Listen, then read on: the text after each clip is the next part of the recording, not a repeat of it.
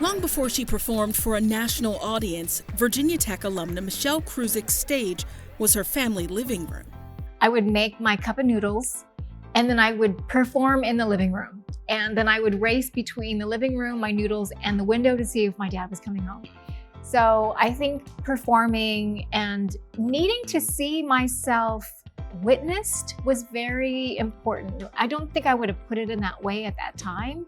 I think most of it just came from a desire to see a story in a play and to envision what that was like and to want to reenact it.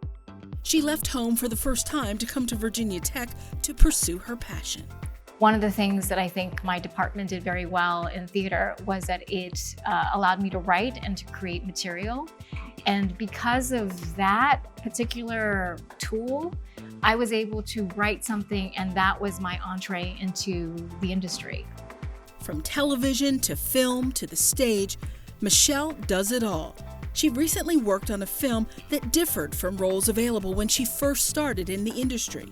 I'm playing a crazy or slightly crazy artistic aunt, and it's centered on an Asian female protagonist, and it's really nice to be part of a story where the narrative is about an API woman, because when I first started in the industry, that was very rare. A lot of Asian characters are stereotyped as stoic, and those are the kinds of parts that I played early on.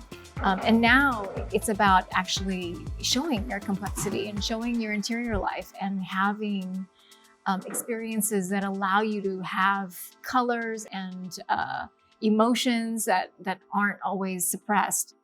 Today, the industry is showing signs of change.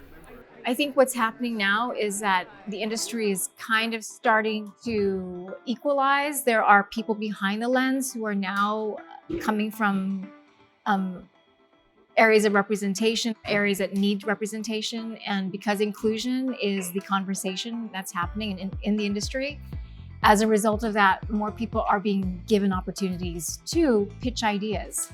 Michelle is also doing more, in part because of the foundation laid at Virginia Tech and 20 years spent acting.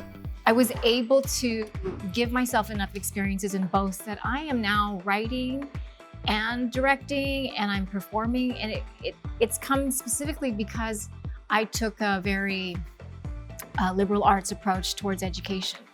She finds her sweet spot to be where her work intersects with activism and social causes.